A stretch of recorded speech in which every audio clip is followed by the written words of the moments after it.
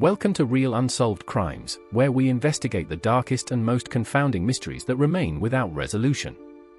Tonight, we journey to the quiet wilderness of Northern California, deep in the Sierra Nevada mountains.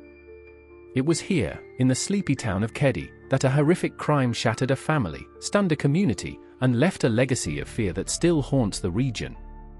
This is the story of the Keddie cabin murders. It was April 12, 1981. The sun had just started to rise over the forested hills of Plumas County. Inside cabin 28 of the Keddie resort, a nightmare had unfolded. That morning, 14-year-old Sheila Sharp returned home from a sleepover at a neighbor's cabin. What she found inside would stay with her for the rest of her life. Her mother, Glenna Susan Sharp, her 15-year-old brother John, and John's friend, 17-year-old Dana Wingate, were all brutally murdered. Their bodies were bound with electrical cords, tape, and shoelaces. They had been beaten, stabbed, and mutilated in a frenzy of unimaginable violence. The living room was soaked in blood. Furniture was overturned.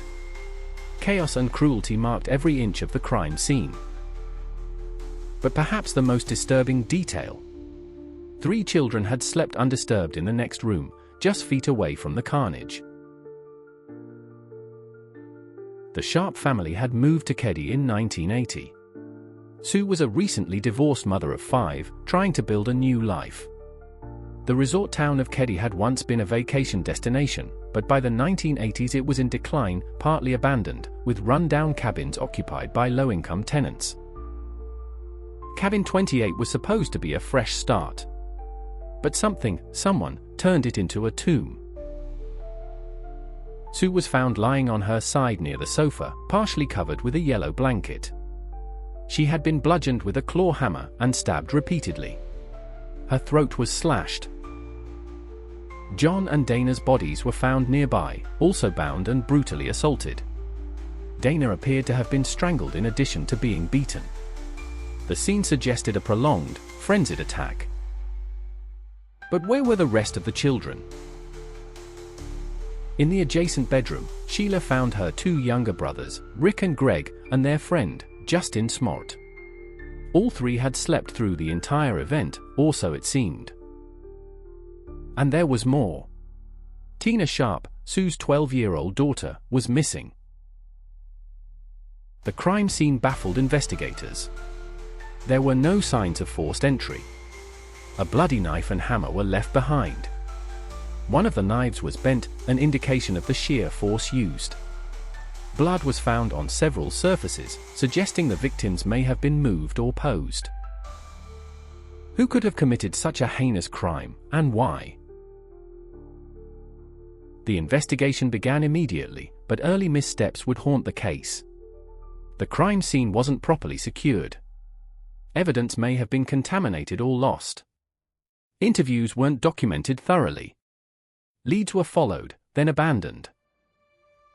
But soon, suspicion focused on 2 men, Martin Smart, Justin's stepfather, and his friend, John Bubade. Bo. Martin lived just 2 cabins away from the Sharps. He was known to have a temper. He had recently argued with Sue, and his wife Marilyn said he disliked her influence on their family. John Bubade was an ex-con with ties to organized crime in Chicago. He had been staying with Martin. According to some reports, both men left town shortly after the murders. A therapist would later come forward saying Martin had confessed to the killings in a session. He reportedly said, "I killed her, but I didn't have to." But nothing ever came of it. The most chilling clue came from young Justin Smart.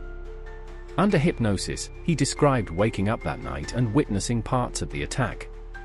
He recalled hearing strange noises, seeing Sue confront 2 men. He remembered Tina being led out of the house. Yet his account was inconsistent. He was only 12. Was it a memory? A dream?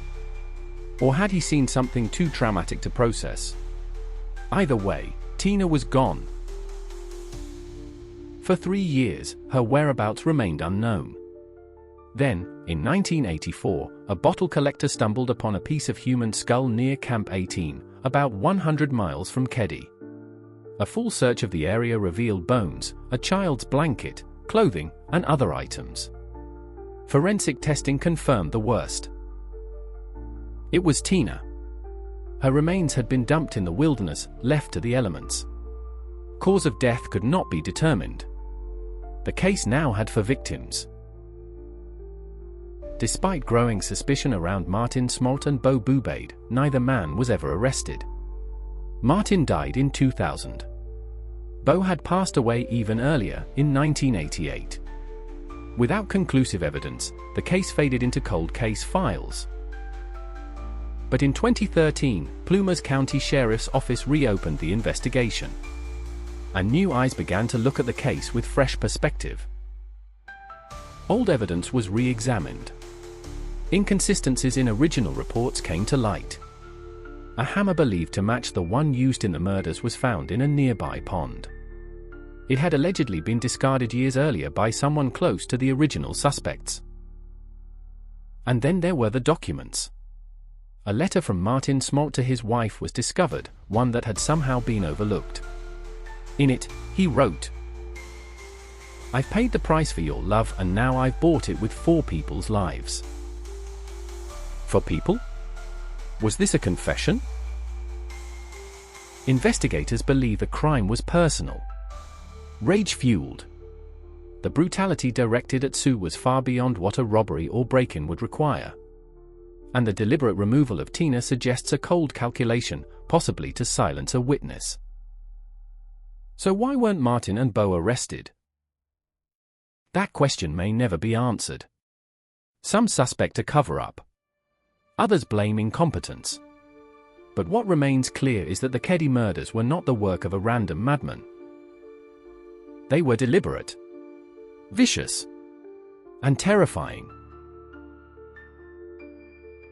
To this day, Cabin 28 no longer stands.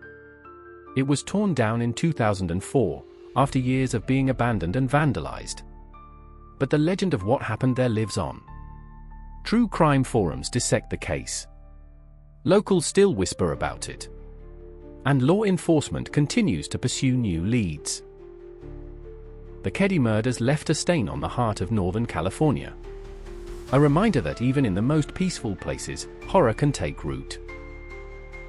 If you know anything about what happened in Cabin 28 that night in 1981, contact the Plumas County Sheriff's Office. Justice delayed does not mean justice denied. And for Sue, John, Dana, and Tina, justice is long overdue. Thanks for listening to Real Unsolved Crimes. Share this story to keep the memory of the victims alive. And join us next time as we uncover more cases where the truth still hides in the shadows. Until then, stay curious. Stay safe.